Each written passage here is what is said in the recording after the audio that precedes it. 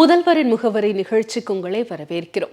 தமிழ்நாட்டில் திமுக ஆட்சி அமைந்த பிறகு திராவிட மாடல் முதலமைச்சர் மு.க.ஸ்டாலின் அவர்கள் பொறுப்பேற்ற பிறகு பார்த்தோம் அப்படின்னா ஒவ்வொரு துறைகள்லையும் சீரான வளர்ச்சி அப்படின்றது ஏற்பட்டு இருக்கு.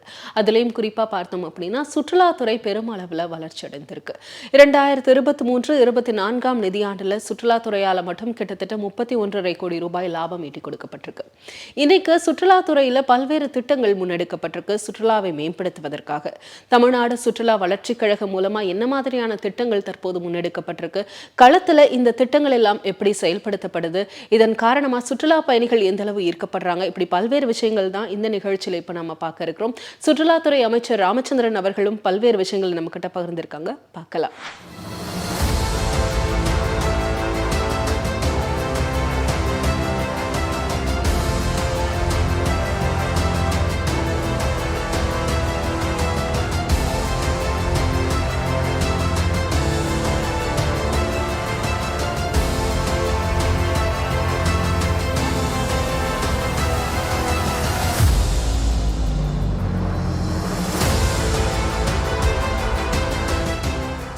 தமிழ்நாடு சுற்றுலா வளர்ச்சிக் கழகம் 52 வகையான தொகுப்பு சுற்றுலாக்களை இயக்கி வருகிறது. கிட்டத்தட்ட பஸ்ஸுகள் மாத்திரம் நாங்கள் ஒரு 20 பஸ் வச்சுருக்கோம். அதுக்காக இது முக்கியமாக நாங்கள் இப்போ பார்க்க போனால் தமிழ்நாடு சுற்றுலா கழகத்தின் ஒரு நாள் திருப்பதி சுற்றுலா படம் தான் ரொம்ப ஃபேமஸ். எங்களுக்கு என்ன ஃபேமஸ், அது நிறைய பேர் போயிட்டு வராங்க. அதில் சென்னை, கோயம்புத்தூர், ஒசூர் மற்றும் கடலூர் ஆகிய ஊர்களிலிருந்து அங்கே இதுக்கு போயிட்டு வராங்க. திண்டுக்கல் மாவட்ட பழனியிலிருந்தும் இந்த வருஷம் வந்து போகிறதுக்கு இப்போது ஆரம்பிக்க போகிறோம். இப்போ ஆரம்பிக்கிறதுக்கு ஏற்பாடு பண்ணிட்டுருக்கோம். அது இந்த வாரத்தில் அது ஓப்பன் பண்ணிடுறோம். அதே மாதிரி இந்த சுற்றுலா போயிட்டு வர்றதுக்கு அவங்களுக்கு 3 வேளை சாப்பாடு கொடுக்குறோம். காலையில் போகும்போது இங்கே வந்து டிஃபன் கொடுத்துட்றோம். திருத்தணியில் கொண்டு போய் எங்கள் ஹோட்டல் இது கொடுக்குறோம். அப்புறம் அங்கே போன பின்னால் மத்தியானம் சாப்பாடு எல்லாம் பூஜை படுத்த பின்னால் மத்தியானம் சாப்பாடு கொடுக்குறோம். சாயந்தரம் வரும்போது வெகையை வந்து இங்கே வந்து இதில் டிஃபன் கொடுத்து அப்புறம் கொண்டு வந்து வீட்டில் இறக்கி விட்டுடுறோம். இதுக்காக வந்து மொத்தம் வந்து நாங்கள் வால்வோ பேருந்துகளுக்கு வந்து பெரியவர்களுக்கு வந்து 2300 ரூபா, சின்னவர்களுக்கு வந்து ஒரு 2000 ரூபா, அப்புறம் வந்து பெரியவர்களுக்கு வந்து ஹைடெக் பேருந்தில் சொகுசு பேருந்தில் வந்து 2000 ரூபாவும், சின்னவர்களுக்கு வந்து 1700 ரூபாவும் நாங்கள் கொடுக்குறோம். அதே மாதிரி கோயம்புத்தூர், மதுரை இந்த 2 இடத்துலேருந்து வரவங்களுக்கு வந்து பெரியவர்களுக்கு இந்த 4500 ரூபா, சின்னவர்களுக்கு 4300 ரூபா கொடுக்குறோம்.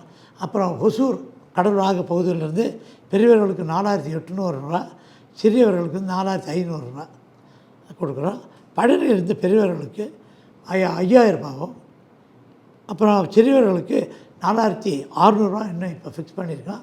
அது இப்போ ஆட்கள் சேர்த்துட்ருக்கோம். அடுத்து ஊட்டி, கொடைக்கானல், ஏற்காடு, ஒகேனக்கல், ஒசூர், பெங்களூரு, குற்றாலம், நவகிரக கோயில்கள், இந்த மாதிரி பல சுற்றுலா வந்து பயணத்தை வந்து நாங்கள் மேற்கொண்டுட்டு வரோம். இதில் ஒரு நாள் பயணம் ஆக சென்னை மாமல்லபுரத்துக்கு போயிட்டு வராங்க. அது சின்ன வண்டியில் போவாங்க, நம்ம 18 சீட் வண்டியில். அப்புறம் காஞ்சிபுரம், மாமல்லபுரம் போவாங்க. அப்புறம் திருப்பதி, திருவண்ணாமலை, ஸ்ரீபுரம் அந்த தங்க கோயில், புதுச்சேரி, அப்புறம் 4 நாட்கள் அறுப்படை வீடு. இந்த மாதிரி எல்லா இடத்துக்கும் ஒரு நாள் சுற்றுலாவும் இருக்குது, 4 நாள் சுற்றுலாவும் இருக்குது. அப்புறம் 8 நாட்கள் சுற்றுலா கோவா,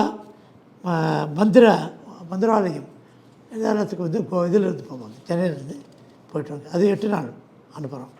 சுற்றுலா வழக்கு கழகம் வந்து அரசூர்களுக்கான விடுப்பு பயண செலவை சுற்றுலான்னு சொல்லிட்டு இந்த கவர்மெண்ட் லீவெல்லாம் வரும்போது அவங்க வருவாங்க.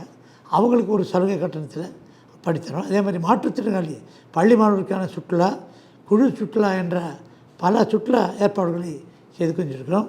ஒரு நாள் திருப்பதி சுற்றுலா மற்றும் பிற சுற்றுலா தலங்களுக்கு சுற்றுலா பயணிகளை அழைத்துச் செல்ல தமிழ்நாடு சுற்றுலா வளர்ச்சிக் கழகத்தால் ரூபாய் 2.92 கோடி மதிப்பீட்டில் வந்து 2 குளிர்சாதன வால்வோ பேருந்துகள் வந்து வாங்கப்பட்டு முதலமைச்சர் அவர்களால் கடந்த 21/11/2023 அன்று இங்கே சென்னையில் துவங்கி வைக்கப்பட்டது.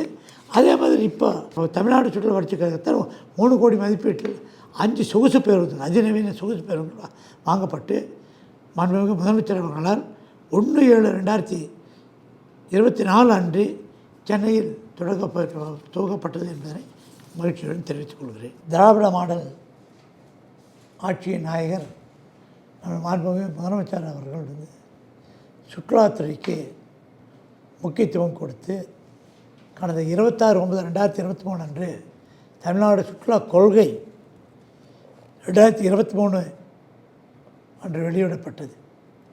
இக்கொள்கை சுற்றுலாத்துறை வளர்ச்சியின் முக்கிய மைல்கல் ஆகும் என்று நாங்கள் கருதுகிறோம். அதே மாதிரி இது வந்து பல பிரிவுகள் உள்ளன சுற்றுலாவில். சாகச சுற்றுலா, பொழுதுபோக்கு சுற்றுலா, பனைத்தோட்ட பயிர்கள் சுற்றுலா, கலாச்சார சுற்றுலா, கேரவன் சுற்றுலா, கடற்கரை சுற்றுலா மற்றும் சுற்றுச்சூழல் சுற்றுலா, திரைப்பட சுற்றுலா உள்ளிட்ட ஒரு 12 முன்னுரிமை சுற்றுலா பிரிவுகள் சுற்றுலா இந்த வளர்ச்சிக்காக சுற்றுலா கொள்கை வகுக்கப்பட்டுள்ளது. சுற்றுலாத்துறையின் முதலீட்டு செய்வோருக்கு முன்னுரிமை அடிப்படையில் முதலீட்டு மானியம், கூடுதல் முதலீட்டு மானியம், கட்டமைப்பு ஊக்கத்தொகை, மின் பயன்பாட்டின் கட்டண செலவுகள் போன்றவெல்லாம் இதிலிருந்து நம்ம கொடுக்குறோம். தொழில்துறை அந்த மாதிரி தொழில்துறை எப்படி பண்ணுறாங்க அதே மாதிரி அந்த தொழில்துறை கொடுக்குற அத்தனை சலுகைகளையும் சுற்றுலாத்துறைக்கும் இப்பொழுது முதலமைச்சர்கள் அறிவித்து கொடுத்துட்ருக்கோம். சுற்றுலாத்துறை திட்டங்களுக்கு ஒற்றை சாராள முறையில் அனுமதி வழங்க இப்பொழுது உத்தரவிட்டுள்ளார்கள். எனவே இதை வந்து செய்கிறவங்க வந்து இதை இப்போ அவங்க வந்து எந்த இது ஆனாலும் அப்ளிகேஷன் கொடுத்தா ஒற்றைச்சாளர் முறையில் எவ்வளோ விரைவாக அவர்களுக்கு உத்தரவு தர முடியுமோ இந்த சலுகைகள் மூலம் எல்லாம் கொடுத்து உத்தரவு கொடுத்துருவோம். நிறைய வளர்ச்சி பணிகள் வந்து முதலமைச்சர் வந்த பின்னால் செய்ய சொல்லி சுற்றுலாத்துறை போல நாங்கள் செஞ்சிட்ருக்கோம். அதில் வந்து கன்னியாகுமரியில் உள்ள நம்ம திருவள்ளுவர் சிலை இருக்குங்க. திருவள்ளுவர் சிலையை அந்த சிலைக்கு 3D லேசர் தொழில்நுட்பத்துடன் வந்து அங்கே கொஞ்சம் ஒளியூட்டல் செய்ய பணி நடந்துகிட்ருக்கு. இது மிக விரைவில் ஒரு மாதம் 2 மாதத்துக்குள்ள இப்போ முடிக்க போகிறது. எல்லா வேலையும் நடந்துகிட்ருக்கு.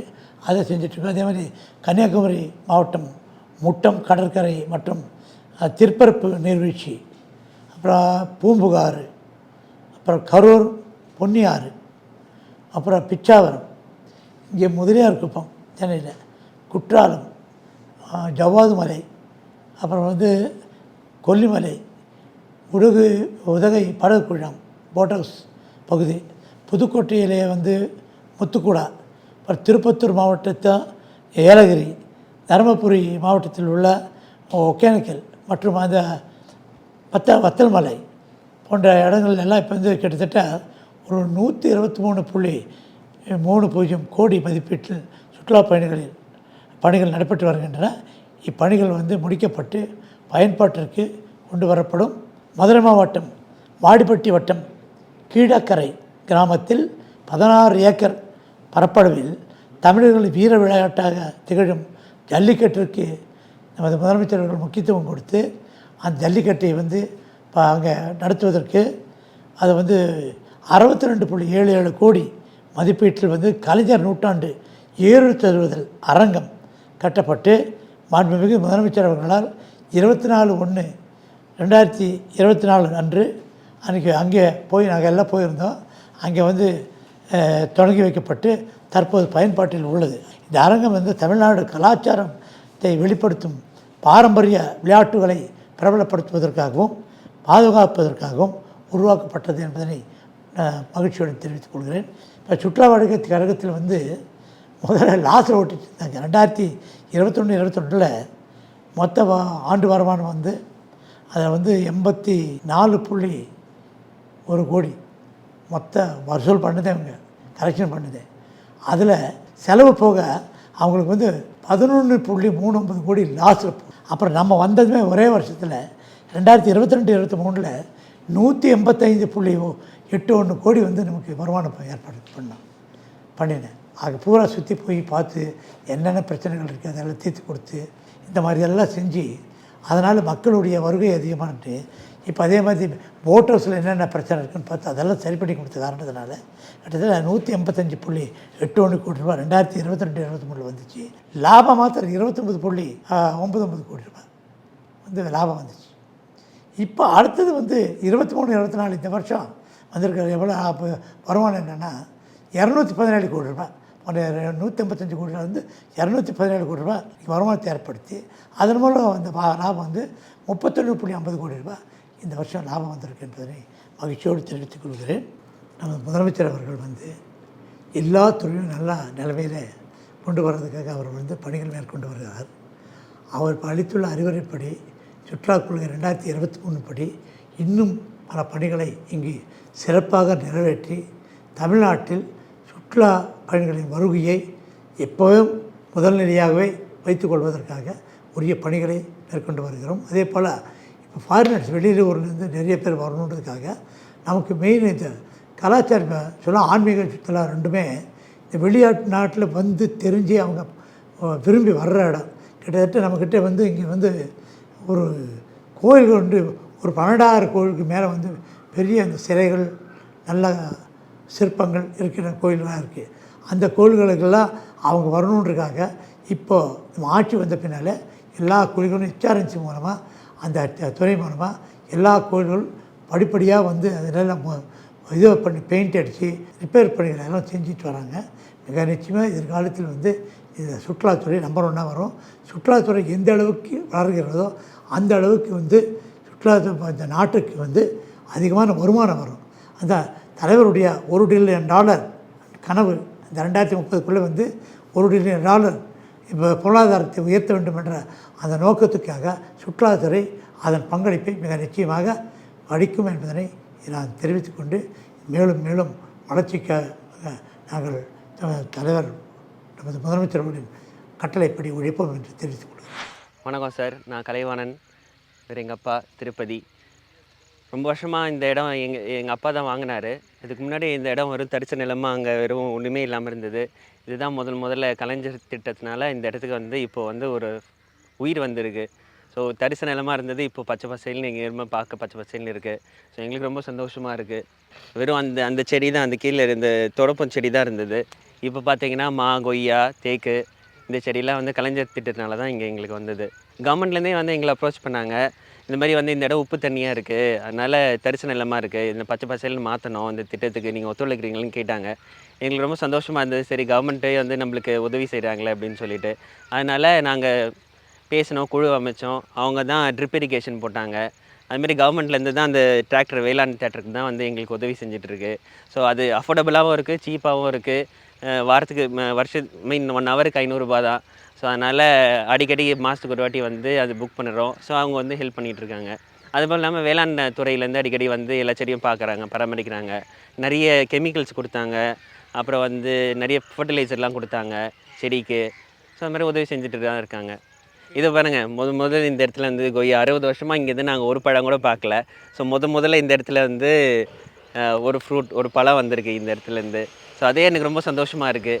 அதை விட வேறு என்ன சந்தோஷம் வேணும்? நம்ம இடத்துலேருந்து ஒரு கொய்யா, அதுவும் கலைஞர் திட்டத்தினால வந்ததில்ல, அது எங்களுக்கு ரொம்ப பெரிய மகிழ்ச்சியாக இருக்குது. கவர்மெண்ட் ஹெல்ப்னால இந்த இடம் ரொம்ப பச்சை பசேல்னு இருக்கே. நாங்கள் ஒரு 6-7 பேர் சேர்ந்து குழு பண்ணோம். 4 ஏக்கர் இடம், 80 சென்ட்டு. ஸோ ஃபுல்லாக செடி அந்த பின்னாடி வரைக்கும் செடி வச்சுட்டு பராமரிச்சுட்டு இருக்கோம். நாங்கள் கொய்யா, தேக்கு, அதுக்கப்புறம் மாமரம், மகனி, அவ்வளோ. அதில் கொய்யா, தேக்கு இது 3 தான் நல்லா வருது இந்த இடத்துக்கு. இந்த இடம் பச்சை பசேல்னு மாறது பார்த்தது எனக்கு ரொம்ப சந்தோஷமாக இருக்குது. தரிசு நிலமாக இருந்தது, இப்போ பசுமையாக இருக்குது. அதுக்கு எனக்கு ரொம்ப மகிழ்ச்சியாக இருக்குது. அதே நேரத்தில் இந்த இடத்துல பழம், காய்கறிலாம் வரத்துக்கும் கலைஞர் சார் திட்டம் தான் எங்களுக்கு ரொம்ப ஹெல்ப்ஃபுல்லாக இருந்தது. அதனால் முதல்வருக்கு நன்றி. ட்ரிப் இரிகேஷன் கொடுத்ததுக்கும் ரொம்ப பெரிய நன்றி. ரொம்ப மகிழ்ச்சியாக இருக்குது. வேளாண் துறை டிபார்ட்மெண்ட்டுக்கும் நன்றி. அவங்க தான் வாரம் செக் பண்ணிவிட்டு எங்களுக்கு உதவி செஞ்சுட்ருக்காங்க. அவங்களுக்கும் ஒரு நன்றி.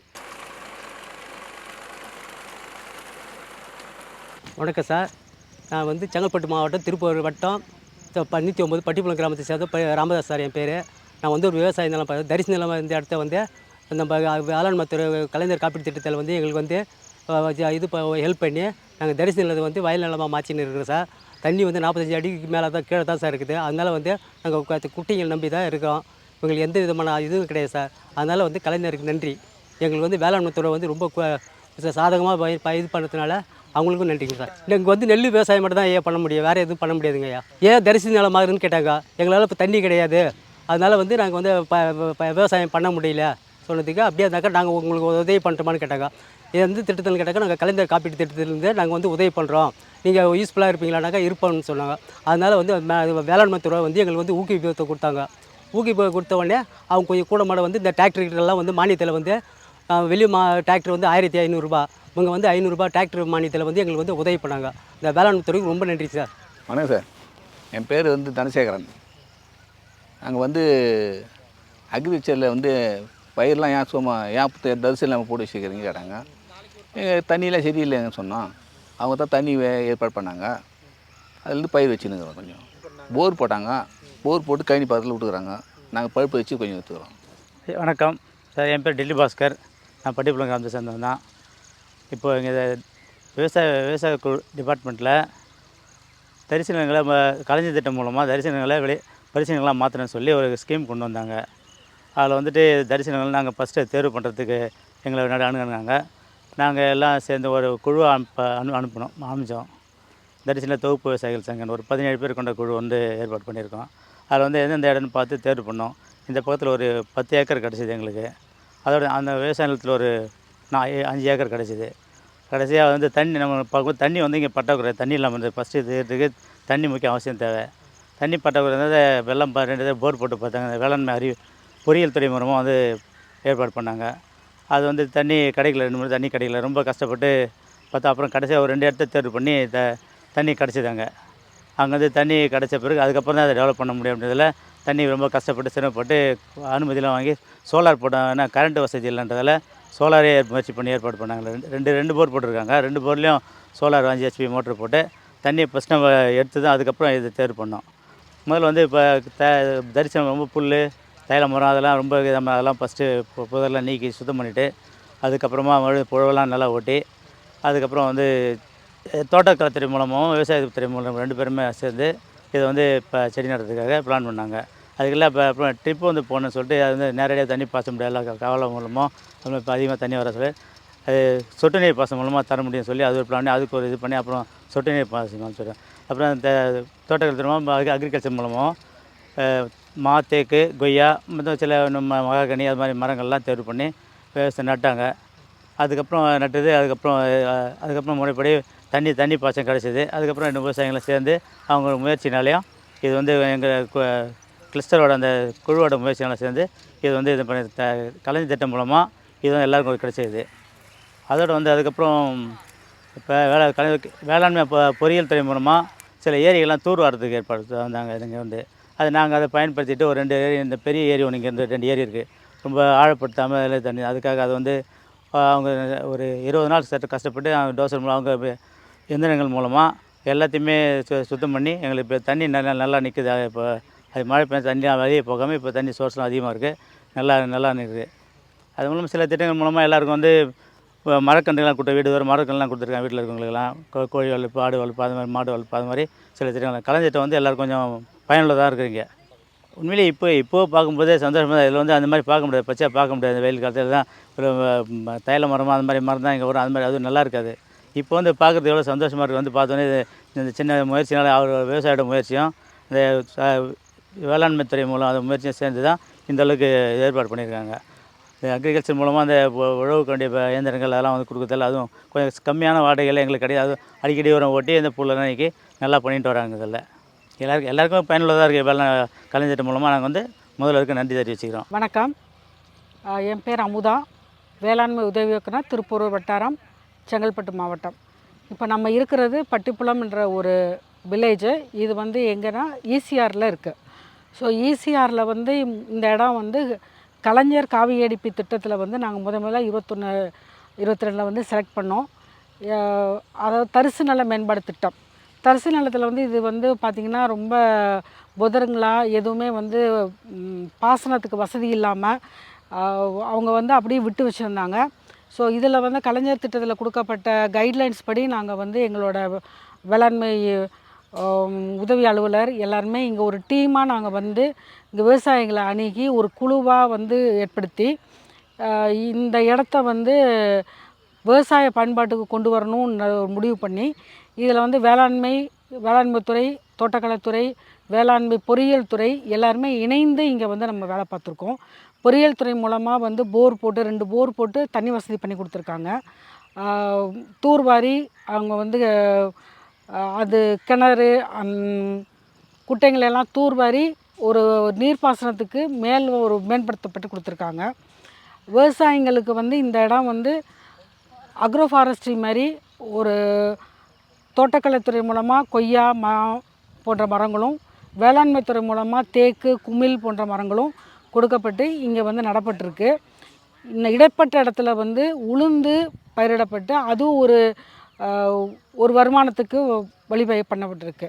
ஸோ ஒரு ஈசிஆரில் தரிசு நிலமாக இருந்த ஒரு இடம் இன்றைக்கி வந்து விளைநிலமாக மாற்றப்பட்டு விவசாயிங்களுக்கு ரொம்ப ஒரு மகிழ்ச்சியான ஒரு திட்டமாக இதை வந்து ஏற்படுத்தப்பட்டிருக்கு. இதுக்கு வந்து இந்த திட்டத்தை வந்து உருவாக்கி கொடுத்து விவசாயிங்களுக்கு பயன்படுறதுக்கு எங்களுக்கு நாங்கள் ஒரு பாலமாக நடுவில் இருந்திருக்கோன்றது எங்களுக்கு மிக்க மகிழ்ச்சி.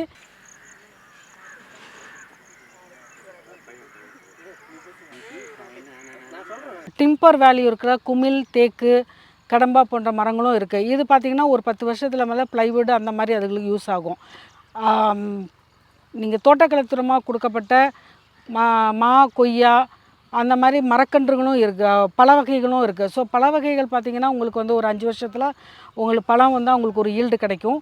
நடுவில் இருக்கிற இந்த கேப்பு வந்து பார்த்திங்கன்னா இதில் வந்து நாங்கள் உளுந்து போடுறதோ வேர்க்கடலை போடுறதோ இருக்கிற மழையை பற்றி இப்போயே பார்த்திங்கன்னா கொஞ்சம் மழை பெய்ய ஆரம்பிச்சிருச்சு. பொறியியல் துறைமாக கொடுக்குறதுனால ஒரு உழவு ஓட்டிட்டு இப்போ உளுந்து கொடுக்க போகிறோம். உளுந்து அவங்க விதைச்சிட்டாங்கன்னா ஒரு 3 மாதத்தில் அவங்களுக்கு உளுந்து வந்து ஒரு அறுவடை அவங்களுக்கு கிடச்சிரும். ஸோ இது மல்டிவேரியஸாக அவங்களுக்கு வந்து பயன்படுத்தப்படுகிறதுனால அவங்களுக்கு வருமானம்ன்றது ஒரு தொடர்ச்சியான ஒரு வருமானம் கிடச்சிக்கிட்டே இருக்கிற மாதிரி இருக்குது. தரிசாக இருந்து எதுவுமே பயன்படாமல் இருந்த ஒரு இடம் வந்து இன்றைக்கி ஒரு வருமானத்துக்கு ஒரு 3 மாதத்துக்கு ஒருக்கா வந்து ஒரு உளுந்து இந்த மாதிரி போடுறதுனால அவங்க வீட்டு உபயோகத்துக்கும் கிடச்சிருது, வருமானமும் கிடச்சிக்கிறது, பூமியோட சத்துக்களும் அதிகமாகுது. அதை தாண்டி வந்து ஒரு 5 வருஷத்தில் வந்து தோட்டக்கலை மூலமாக கொடுக்கப்பட்ட மரங்கள் மூலமாக பழங்களும் கிடைக்கும். அதுக்கு அடுத்த ஸ்டேஜில் போகும்போது உங்களுக்கு வந்து டிம்பர் வேலியான ஒரு வேல்யூவும் ஒரு வருமானமும் கிடைக்கிறது வழிவகை. அவங்க வந்து இது எதுக்குமே பயன்படாது, நாங்கள் வந்து இதை வந்து ஏதோ ரேட்டுக்கு வந்து ரியல் எஸ்டேட் அந்த மாதிரி கொடுத்துட்டு போகலாம் அப்படின்ற ஒரு நினப்பில் இருந்தவங்களுக்கு இதை வந்து ஒரு சோலையாக மாற்றும்போது அவங்களோட சந்ததியர்களுக்கு இது வந்து பயனாகும். ஸோ எங்களோட பூர்வீகமான இடம் வந்து கைவிட்டு போகலை, நாங்கள் வந்து காலங்காலமாக விவசாயம் பண்ணி இதில் வந்து நாங்கள் வந்து பயன்பட முடியும்னு சொல்லும்போது அவங்க ரொம்ப சந்தோஷப்படுறாங்க. அவங்களுக்கு அதை வந்து நம்ப முடியாத ஒரு மகிழ்ச்சி தான். ஸோ அது தொடர்ச்சியான ஒரு வருமானம் கிடைக்கும்னு சொல்லும்போது மிக்க மகிழ்ச்சியாக அது ஒரு நம்ப முடியாமல் அவங்கெல்லாம் வந்து எங்களை ரொம்ப பாராட்டுவாங்க. இந்த பாராட்டு கிடைக்கிறதுக்கு காரணமே இந்த திட்டம் தான், கலைஞரோட காவியடிப்பு திட்டம் தான். இப்படி திராவிட மாடல் ஆட்சிக்கான உதாரணமாக இன்றைய நிகழ்ச்சி அமைந்தது. மீண்டும் ஒரு நிகழ்ச்சியில் உங்களை சந்திக்கிறேன்.